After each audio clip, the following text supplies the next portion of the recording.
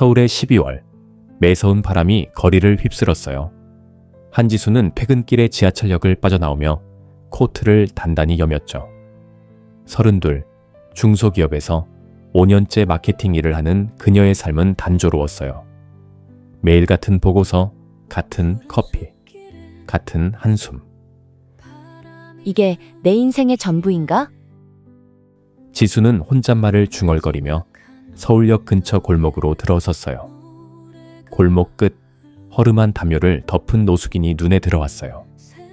60대쯤으로 보이는 남자는 낡은 코트와 모자를 쓰고 벽에 기대앉아 있었죠. 그의 손에 든 달아빠진 책 한 권이 지수의 시선을 끌었어요. 그녀는 무심코 지나치려 했지만 발걸음이 멈췄죠. 주머니에서 따뜻한 핫팩을 꺼내 남자 옆에 살짝 놓으며 작게 말했어요. 추우시니까 이거라도 쓰세요. 남자는 고개를 들어 그녀를 보았지만 아무 말도 하지 않았어요. 지수는 어색함에 얼굴이 붉어져 빠르게 자리를 떴죠. 다음 날 지수는 퇴근길에 같은 골목을 지나다 다시 그 노숙인을 보았어요. 그는 여전히 책을 들고 있었고 핫팩은 그의 손에 쥐어져 있었죠. 지수는 묘한 안도감을 느끼며 조심스럽게 다가갔어요. 아저씨, 그 책 뭐예요? 많이 낡았네요. 그녀의 목소리가 살짝 떨렸어요. 남자는 천천히 고개를 들었어요.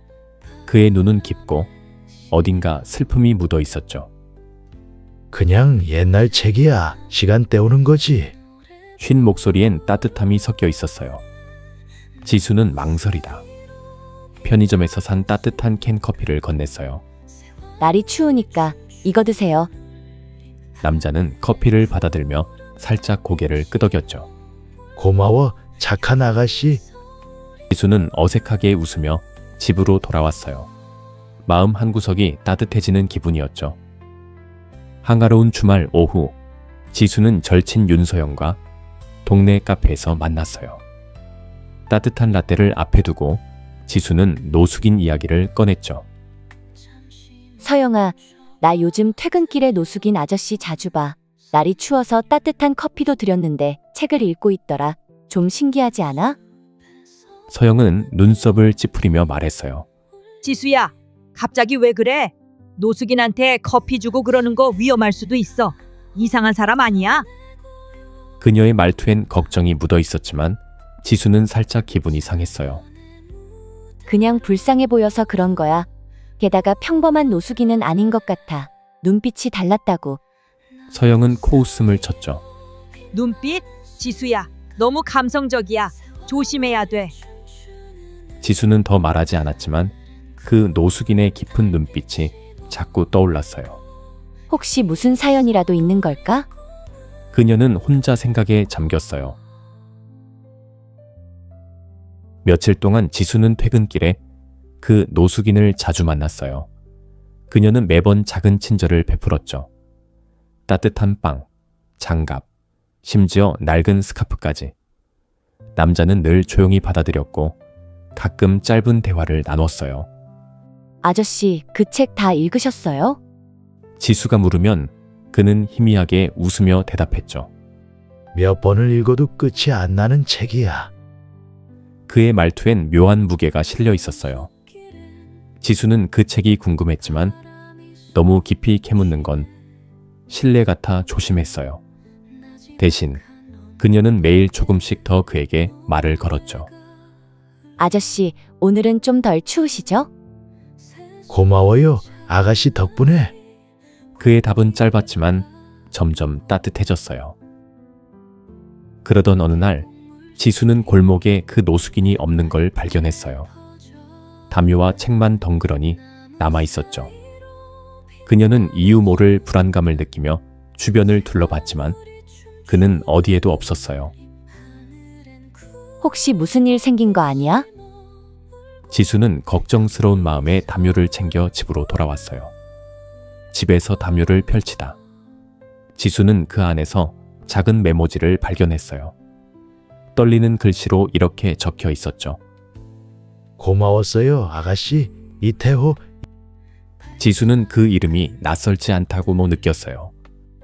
이태호, 어디서 들어본 것 같은데?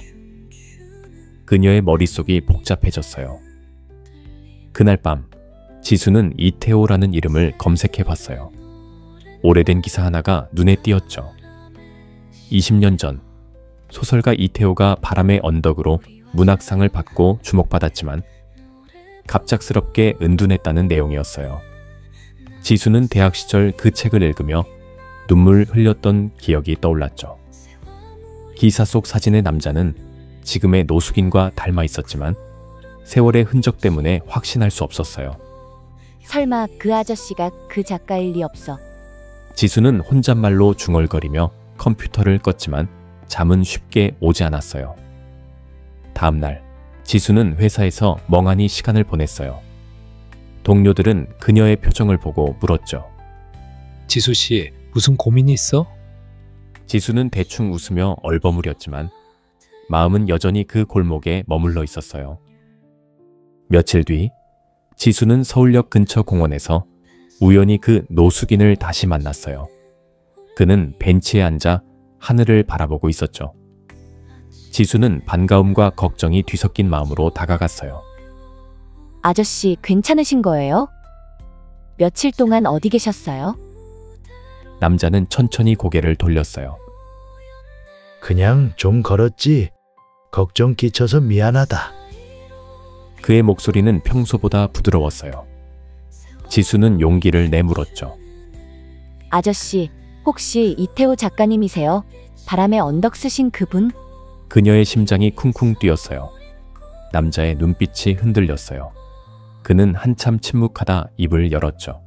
그 이름 오랜만에 듣는구나. 내가 그 사람이었지. 한때는. 지수는 숨이 멎는 기분이었어요. 상상이 현실이 된 순간이었죠. 이태호는 천천히 자신의 이야기를 꺼냈어요. 20년 전 그는 바람의 언덕으로 큰 성공을 거뒀죠. 하지만 그 뒤엔 비극이 있었어요. 아내와 어린 딸이 교통사고로 세상을 떠났고 그는 죄책감에 빠졌어요. 내가 그날 집에 있었으면 가족들을 잃지 않았을 거야. 그는 글을 쓸 수 없게 됐고 결국 모든 걸 버리고 거리로 나왔어요. 지수의 눈가가 촉촉해졌어요. 왜 도움을 구하지 않으셨어요? 이태호는 희미하게 웃으며 말했죠. 도움이 뭐지? 난 그냥 잊히고 싶었어. 근데 아가씨가 날 다시 세상으로 끌어낸 거야. 지수는 가슴이 먹먹해졌어요. 그녀의 작은 친절이 그의 마음을 움직인 거였죠. 지수는 이태호를 돕기로 마음먹었어요. 그녀는 서영에게 이 일을 털어놓았죠. 서영은 여전히 회의적이었어요. 지수야, 그 사람이 진짜 작가인지 어떻게 믿어? 사기꾼일 수도 있잖아.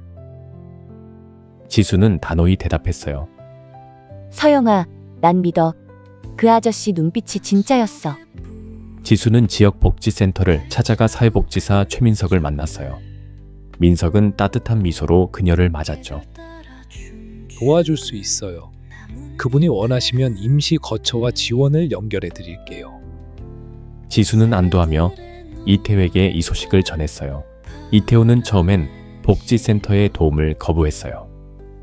아가씨, 고맙지만 난 그냥 이렇게 사는 게 익숙해. 그의 목소리는 단호했지만 눈빛엔 갈등이 보였어요. 지수는 포기하지 않았죠.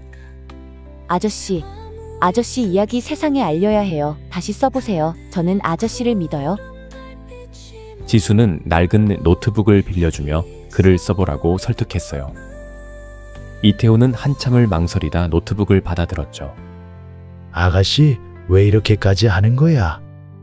지수는 웃으며 대답했어요. 그냥 아저씨가 다시 웃었으면 좋겠어요. 며칠 뒤 이태호는 복지센터의 작은 방에서 글을 쓰기 시작했어요.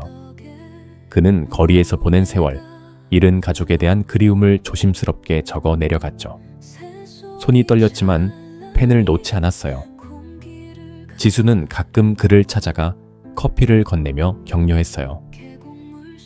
아저씨, 잘 쓰고 계시죠? 이태호는 어색하게 웃으며 말했죠. 오랜만이라 좀 어색하다. 지수는 그의 글을 읽어보고 깜짝 놀랐어요. 거친 문장이었지만 그 안엔 깊은 감정이 담겨 있었죠. 그녀는 이 글을 세상에 알리고 싶었어요. 지수는 서영에게 이태호의 글을 보여줬어요. 서영은 처음엔 시큰둥했지만 글을 읽으며 눈가가 촉촉해졌죠. 지수야, 너가 말한 게 사실이었어. 미안해. 내가 너무 냉정했나 봐. 그녀는 지수와 함께 복지센터를 방문해 이태호를 만났어요. 아저씨, 이 글 사람들한테 보여줘야 해요. 서영의 말에 이태호는 어색하게 고개를 끄덕였죠. 서영은 자신의 SNS에 이태호의 이야기를 올리며 지역 문예지에 연락했어요. 놀랍게도 문예지 편집자가 관심을 보였죠. 지수와 서영은 이태호의 글을 정식으로 출간할 기회를 만들기 시작했어요. 몇 달 뒤 이태호의 에세이 서울의 겨울 거리에서가 지역 문예지에 실렸어요. 그의 글은 독자들의 큰 반응을 얻었죠. 사람들이 댓글로 감동을 나누었고 몇몇은 이태호의 옛소설 바람에 언덕을 다시 읽기 시작했어요. 지수는 뿌듯함과 기쁨으로 가슴이 벅찼어요. 이태호는 복지센터에서 자원봉사를 시작했어요. 그는 노숙인들에게 밥을 나눠주며 자신의 이야기를 공유했죠. 나도 여기 있었어. 근데 누가 손 내밀어 줬지? 그의 말에 사람들은 고개를 끄덕였어요. 어느 날 이태호가 지수를 찾아왔어요. 그는 낡은 책 한 권을 내밀었죠. 바람의 언덕 초판본이었어요. 책 안엔 이렇게 적혀 있었어요. 한지수에게 내 이야기를 다시 쓰게 해줘서 고맙다. 이태호. 지수는 눈물이 핑 돌았어요. 이태호는 이어 말했죠. 아가씨, 내가 새로 쓰는 책 인쇄는 전부 복지센터에 기부할 거야. 그리고 나 여기서 계속 일할 생각이야. 지수는 믿을 수 없었어요. 그녀의 작은 친절이 한 사람의 삶을 바꾸고 다시 세상으로 돌려놓은 거였죠. 이태호와의 만남은 지수의 삶도 완전히 바꿨어요. 그녀는 회사에서 퇴사하고 복지센터에서 정식으로 일하기 시작했어요. 사람들의 이야기를 듣고 그들에게 손을 내미는 일이 그녀의 새로운 꿈이 됐죠. 서영도 가끔 봉사활동에 동참하며 지수를 응원했어요. 어느 겨울, 지수와 이태호는 서울역 근처에서 따뜻한 밥을 나눠주는 행사를 열었어요. 그는 지수에게 말했어요. 아가씨 덕분에 내가 다시 사람으로 살게 됐어.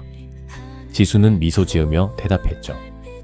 아저씨, 저도 아저씨 덕분에 진짜 삶을 찾았어요.